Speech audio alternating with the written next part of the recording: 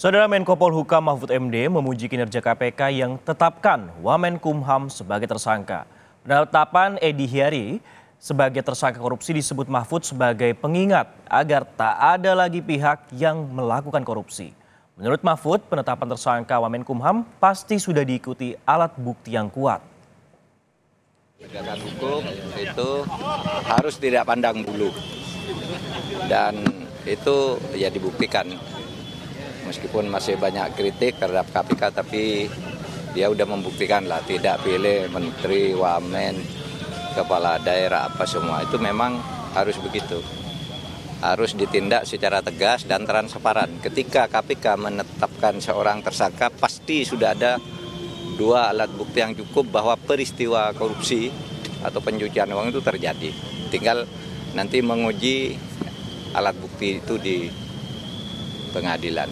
Makanya saya berpesan nih yang baru yang datang, jangan jadi koruptor. Sementara itu, pihak Kementerian Hukum dan HAM menyebut Wamenkumham Edi Hiary tidak tahu menahu soal penetapan tersangka kasus dugaan suap oleh KPK terhadap dirinya. Mengenai status hukum Edi, Kemenkumham menegaskan akan berpegang pada asas praduga tak bersalah hingga ada putusan pengadilan tetap.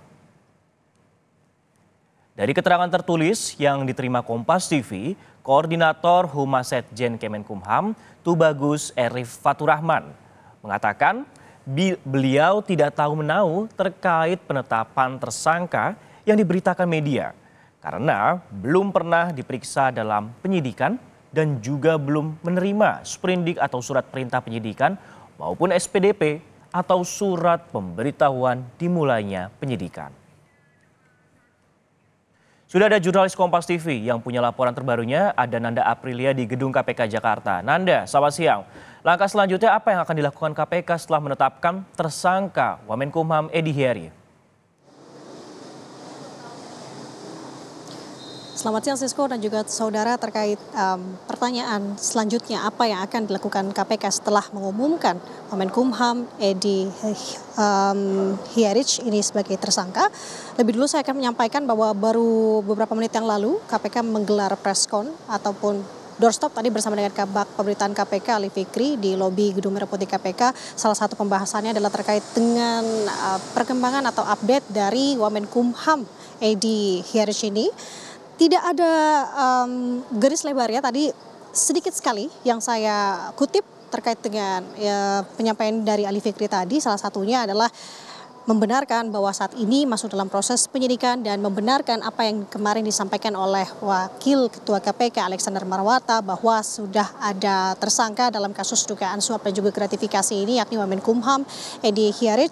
Kemudian juga hingga saat ini KPK meminta waktu dan juga proses yang dimana artinya KPK ini tadi disampaikan oleh Ali Fikri tidak ingin gerasa gerusu untuk mengumumkan atau mengabarkan terkait dengan update-update lainnya, karena kemarin baru saja disampaikan oleh Alexander Marwata terkait dengan adanya tersangka yakni Wamenkumham, dan saat ini memang masih fokus untuk mengumpulkan alat-alat bukti yang dimana kalau kita melihat dari perkembangan dari kasus ini, kemarin disampaikan Wamenkumham sebagai tersangka ini sebenarnya sudah dilakukan sejak 2 minggu yang lalu, artinya ini masih dalam bulan Oktober 2023. Hal ini diumumkan karena pada saat ini bersamaan juga sprindik ini dikeluarkan, yakni disampaikan dalam sprindik tersebut sudah ada 4 tersangka dalam kasus ini, yakni spesifiknya belum dijelaskan secara detail, namun salah satu diantaranya adalah Wamenkumham Edi Hiary yang dimana ia ini diduga sebagai salah satu yang menerima suap, karena informasinya dari 4 tersangka tersebut 3 merupakan penerima suap dan 1 merupakan pemberi suap.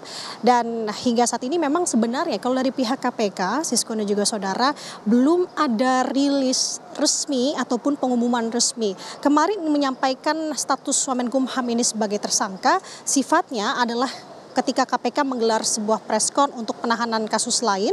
Namun awak media ini menanyakan terkait dengan update kasus yang menjerat Wamenkumham. Di situ hanya beberapa hal yang disampaikan oleh Alexander Marwata. Ini artinya memang kita masih menunggu untuk proses selanjutnya. Tentu akan ada proses pemanggilan kepada yang bersangkutan di sini dengan kapasitasnya karena sudah diumumkan sebagai saksi. Kita akan melihat tentu menjadi saksi, bisa juga sebenarnya Sisko untuk kapasitasnya dipanggil oleh penyidik KPK dengan status atau kapasitasnya ini sebagai saksi untuk tersangka lain. Karena tadi sudah dijelaskan ada sebanyak 4 tersangka dalam perkara ini.